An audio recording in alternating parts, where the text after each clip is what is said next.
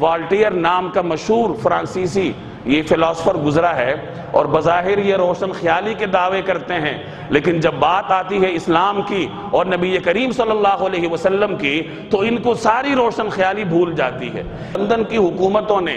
مشترکہ طور پر اس کی تحریروں کی بنیاد پر ایک سٹیج ڈرامے کا انعقاد کیا، جس میں حضور صلی اللہ علیہ وسلم کی شان میں گستاخیاں کی گئی تھیں۔ جب یہ بات اس وقت کے سلطان خلیفہ عبدالحمید عثمانی تک پہنچی تو انہوں نے فرانس میں موجود اپنے سفیر کے ذریعے فرانسیسی حکومت کو ایک پیغام دیا کہ اس حرکت سے باز آ جاؤ۔ غیور بادشاہ تھے، ترک تھے، چنانچہ فرانسیسی حکومت نے اس ڈرامے کو منسوخ کیا۔ اب جو ڈرامہ منعقد کرنے والے تھے وہ گروہ لندن آ گیا، اور یہاں آ کر انہوں نے یہ بنیاد بنائی کہ چونکہ ڈرامے کا اعلان ہو چکا تھا، ٹکٹیں بک چکی ہیں، اب اگر ہم اس کا انعقاد نہیں کریں گے تو یہ تو عوام کی آزادی کو بند کرنے کے مترادف ہے، لہٰذا اگر فرانس میں نہیں ہوتا تو ہم لندن میں اس ڈرامے کا انعقاد کریں گے۔ تو خلیفہ عبدالحمید عثمانی کے سفیر نے فرانسیسی سفیر اور لندن کے سفیر کو بلایا اور کچھ کہا نہیں، اپنی تلوار نکال کے ان کے سامنے رکھ دی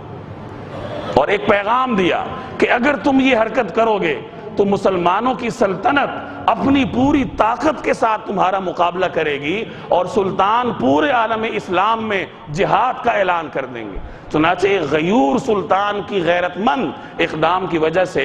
دونوں حکومتوں نے گھٹنے ٹیکے اور اس ڈرامے کا انعقاد منسوخ ہوا۔ تو یا تو ہمارے وہ غیور حکمران ہوں، اور اللہ کرے کہ کوئی نصیب ہو، لیکن اگر حکمران نہیں بھی ہیں تو بجائے حکمرانوں کو لعن طعن کرنے کے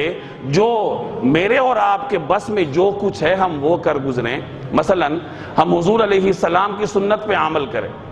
ظاہری سنتوں پہ جو نظر آتی ہیں، لباس کی شکل میں، داڑھی کی شکل میں، تہذیب اور ثقافت کی شکل میں، کہ اگر غیر نبی کریم صلی اللہ علیہ وسلم کے خلاف پروپیگنڈے کرتا ہے تو مسلمان اپنے عمل کے ذریعے ان کے پروپیگنڈے کو زائل کرے، تاکہ انہیں ایک پیغام ملے کہ جیسے جیسے ہم پروپیگنڈے بڑھاتے ہیں مسلمان تو عمل میں اور آگے آتے ہیں۔ تو ایک کام تو یہ ہو، اور دوسرا اہم ترین کام کہ ان کا تجارتی بائیکاٹ کیا جائے، اور یہ ہر شخص کے بس میں ہے۔ اب آج اگر ہالینڈ کی حکومت یہ ناپاک عمل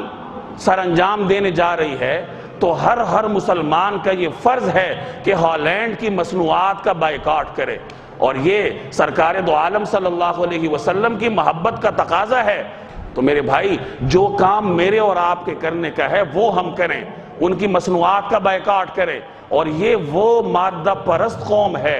جو سب کچھ برداشت کر سکتی ہے لیکن اپنی آمدن میں کمی گوارا نہیں کر سکتی۔ اگر انہیں یہ یقین ہو جائے کہ ہمارے ان اقدامات کے جواب میں پوری امت مسلمہ مل کر ہمارے مصنوعات کا بائیکاٹ کرے گی، ہمارا مالی نقصان ہوگا، تو آپ یقین جانیے کہ ان کی کبھی یہ جرت نہیں ہوگی کہ وہ حضور علیہ السلام کی شان میں ادنیٰ سی بے ادبی کا ارتکاب کر سکے۔